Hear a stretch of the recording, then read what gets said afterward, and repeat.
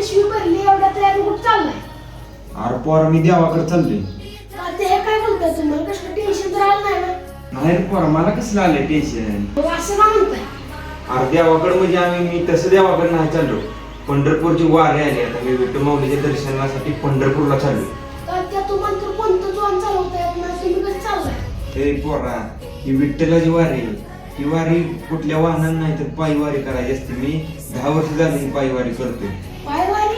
पायवारी म्हणजे काय तात्या? अरे पायी वारी म्हणजे ह्या वारीला विठ्ठलाचं भक्त देव आळंदीवरनं चालत येते.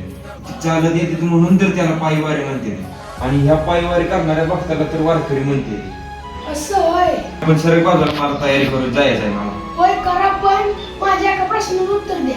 काय बोल. तात्या तुम्ही गेली 10 वर्ष झाली वारी करताय, तुम्हाला काय मिळालं विठ्ठलाकडून? आलेलं पिंपळ घालून. ही बघ पोरा, एकतर देवानं आपल्याला काय दिलंय हे कधीच विचारायचं नाही. आणि हो या जगात आपण सुखरूपपणे जगतोय हे फक्त त्या देवामुळेच. आणि देव कधी कोणाच्या रूपात येईल काय सांगता येत नाही. सीमेवर देशाची सेवा करणारा पण एक देवच आहे. दवाखान्यात डॉक्टर म्हणून रुग्णांची सेवा करणारा तो पण एक प्रकारचा देवच आहे.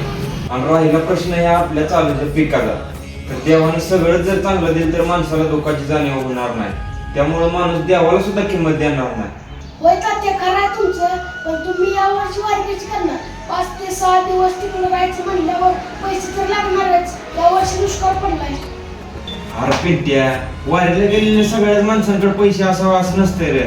कारण वारीला गेलेला कुठलाच माणूस उपाशी राहत नाही. त्याला सगळ्या सोयी सुविधा मिळते त्या. होय मग भारी आहे तुमची वारी. हा बरं जा बरं, तू इथं आवडली मला आधी. तू इथं लय प्रश्न विचारून मला आधी उशीर केलाय. जा बरं मी निघतो मग.